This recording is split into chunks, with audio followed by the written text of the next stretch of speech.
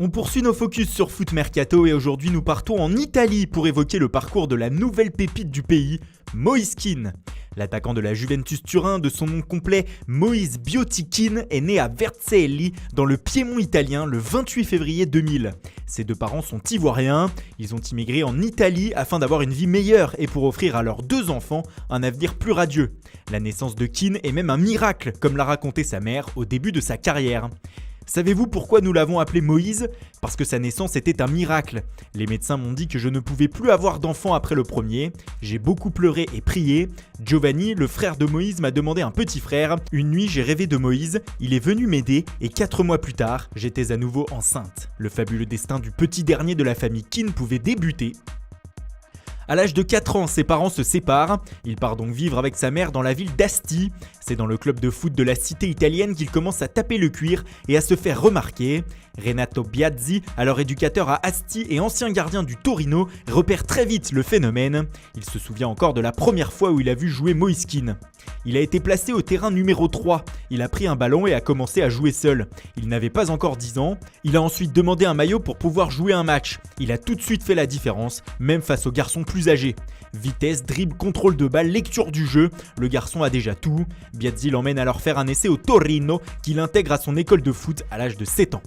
3 ans plus tard, c'est la Juventus Turin qui chipe Moise Kean à son voisin. Le natif de Vercelli a 10 ans et intègre donc le centre de formation de la vieille dame. Tout va alors s'accélérer pour l'Italien. Il se fixe au poste d'avant-centre et dans toutes les catégories de jeunes enfile les buts comme des perles. Avec son pied droit, il peut aussi dépanner en tant qu'ailier gauche afin de revenir sur son bon pied. Lors de la saison 2015-2016, il inscrit par exemple la bagatelle de 24 buts en 25 matchs de championnat avec les U17 du club. La saison d'après, il est surclassé en U19 où en 19 rencontres, il marque 13 buts. De quoi attirer les recruteurs des plus grands clubs européens comme Arsenal et Manchester City qui tentent de le faire venir avant que Kean ne signe son premier contrat pro. Mais la Juventus va se montrer intelligente et va séduire sa jeune pépite. Le 19 novembre 2016, il joue son premier match avec les grands contre Pescara. À tout juste 16 ans, il devient le premier joueur né dans les années 2000 à disputer un match de Serie A et le plus jeune joueur de l'histoire à porter la tunique de la Juve. Quelques jours plus tard contre le FC Séville, il devient le premier footballeur né en 2000 à fouler un terrain de Ligue des Champions. Il est aussi le 5e plus jeune joueur de l'histoire de la compétition à entrer en jeu. Des entrées convaincantes et une confiance qui finissent de séduire Kean. Ce dernier signe alors son premier contrat professionnel avec la vieille dame au début de l'année 2017. Et que fait le gamin de 17 ans après sa signature ? Il appelle sa mère bien sûr pour lui annoncer la nouvelle, une anecdote qu'elle a racontée dans les médias italiens. Il m'a appelé à 5h30 du soir, je partais travailler. J'ai eu peur, je pensais que quelque chose lui était arrivé. Au lieu de cela, il m'a dit « Maman, j'ai une surprise pour toi ». J'ai répondu « Ne me dis pas que tu n'as pas signé avec la Juventus ». Et il a répondu « Non, justement, j'ai signé et tu n'as plus besoin de travailler, tu peux venir vivre à Turin avec moi ». Kean, représenté par Mino Raiola, signe donc un bail jusqu'en juin 2020 avec le club turinois et peut donc poursuivre sa progression. Il inscrit finalement son premier but avec la Juve lors de la dernière journée du championnat en mai 2017 contre Bologne et remporte aussi ses 2 premiers titres, le Scudetto et la Coupe d'Italie. Afin de poursuivre sa progression, Kean accepte d'être prêté en août 2017 et pour une saison au Hellas Vérone. La saison est mitigée pour l'avant-centre qui dispute tout de même 20 matchs et marque à 4 reprises. Mais sa fin de saison est gâchée par une blessure aux adducteurs et surtout le Hellas est relégué en Série B en fin d'exercice. Sans conséquence pour Kean qui retrouve la Juventus au début de la saison 2018-2019. Son temps de jeu est néanmoins limité mais Massimiliano Allegri lui fait de plus en plus confiance comme lors du 8e de finale retour de la Ligue des Champions contre l'Atlético ou comme lors de son doublé en championnat contre l'Udinese. Il fait également partie du groupe vainqueur de la Super Coupe d'Italie en Arabie Saoudite. Seul ombre dans sa saison, en janvier dernier, il est victime de cris racistes en 8e de finale de Coupe d'Italie à Bologne.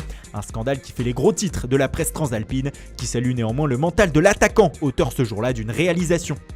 Pourtant, l'attaquant a bien failli quitter la Juventus Turin et à 2 reprises cette saison. Son nom est venu alimenter la rubrique Mercato l'été dernier et cet hiver. En juillet 2018, c'est l'Olympique de Marseille et l'OGC Nice qui viennent aux nouvelles pour tenter de recruter Kean en prêt. Mais face au départ de Gonzalo Higuaín au Milan, la Juve lui fait confiance. Avant cela, l'AS Monaco ou encore le Borussia Dortmund s'étaient montrés aussi intéressés. Cet hiver, des rumeurs l'envoyaient à l'Ajax Amsterdam dans le cadre du transfert de Matthijs de Ligt à la Juve. Mais ni l'un ni l'autre ne bougeront et cela en partie grâce à Giorgio Chiellini. En janvier, lorsqu'il était question de la possibilité d'un prêt, je lui ai conseillé de rester parce que dans une longue saison, avec beaucoup de matchs, j'étais convaincu qu'il aurait sa place, a expliqué le défenseur italien. Et il a eu raison, Kean est devenu le nouveau phénomène à la mode en Italie. Surtout, ses prestations lui ont permis d'être sélectionné pour la première fois en novembre 2018 avec la Squadra Azzurra. Dès 2016, il indique vouloir porter la tunique bleue durant sa carrière, lui qui l'a porté des U14 aux espoirs. Il emmènera d'ailleurs les U19 en finale de l'Euro de la catégorie à l'été 2018, avec notamment 4 buts au compteur dont 2 en finale.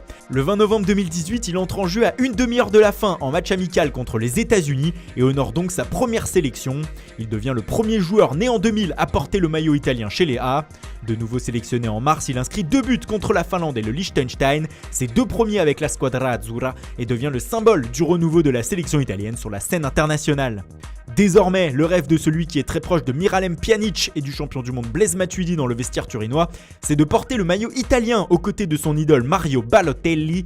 Depuis le centre de formation de la Juve, Kean veut marcher sur les traces du nouvel attaquant de l'OM.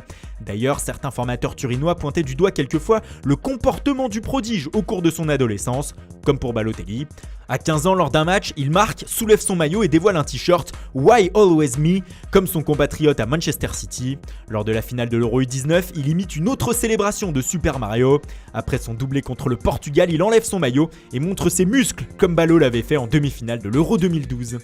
Alors bientôt une association Balotelli-Kean en équipe d'Italie, en tout cas ce dernier y croit. Mancini dit que je peux jouer avec Balotelli, et s'il le dit, c'est que c'est vrai. Balotelli et moi pouvons faire de grandes choses, Mario m'a toujours donné d'excellents conseils, il m'aide dans les moments difficiles et me dit où il a fait des erreurs. En attendant, la priorité pour Kean, au-delà de la fin de saison, c'est de renouveler son contrat avec son club formateur. Le numéro 18 turinois a un bail courant jusqu'en juin 2020. La Juventus, qui a commencé les discussions avec son agent, veut le prolonger et le blinder dans l'optique aussi d'augmenter sa clause libératoire. Actuellement, selon le site Transfermarkt, le prix d'un possible transfert serait de 15 millions d'euros. Son frère se montrait en tout cas confiant quant à un renouvellement de son contrat. Il déclarait au début de l'année 2019 « Je confirme, il a déjà parlé de son avenir avec les dirigeants. Si un club comme la Juventus vous dit « Vous ne bougez pas d'ici », vous ne pouvez qu'être fier. Moïse est serein car il fait partie d'un groupe d'expérience où il ne peut qu'apprendre.